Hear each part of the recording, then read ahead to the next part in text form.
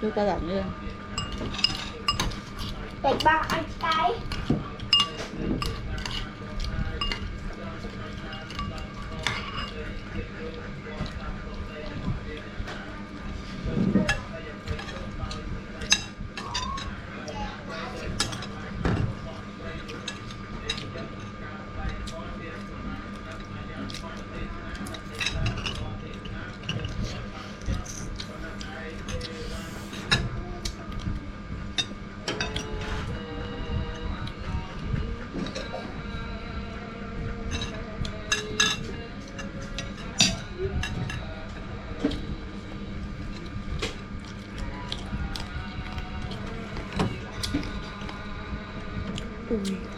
Lên chuối sạch anh.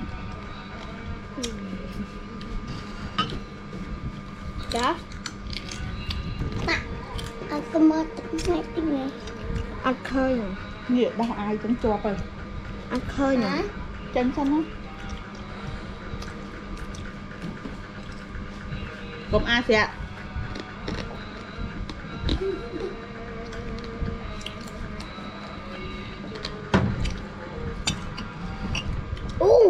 sao cái đám tiệt mình nhâm cái đám này à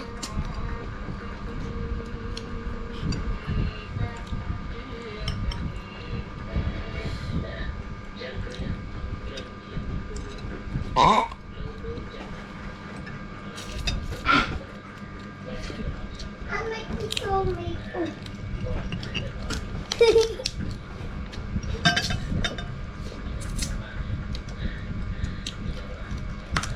hay là cái đam của hiền nhâm cái đam phơi ấy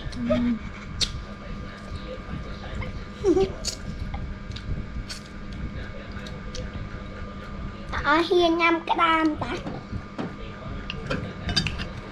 hiền nhâm cái đam hay lì nên là cái nhâm bọc gì chơi đi đó cái bìa mà thịt. Dạ. Cái bìa. Là cây nhâm kia. Giúp anh. Là cây nhâm kia. Nhâm kia. Là cây nhâm kia. Ăn lắm. Là cây nhâm kia. Nhâm kia thái lộ. Thái mờ. Con chọn nhâm này thật là mạ. Cái này cái chuột. Cái nhâm mọc nó nông tù tua tiệt. Mọc tù.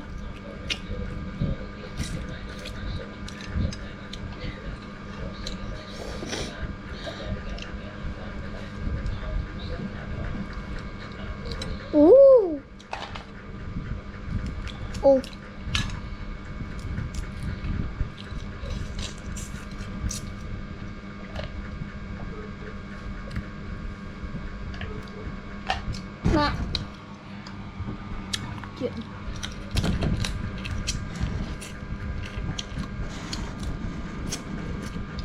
cà phê để từ lấy cái món đó nông miên cái đàn hơi tiệt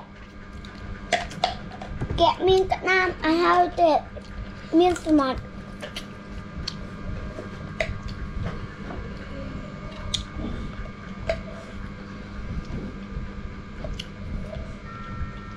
hay đó mà nơ pe này mong mùi nơ pe này mong mong muốn tôi nhà bài hỏi chuyện nữa không nghe nhắm ai à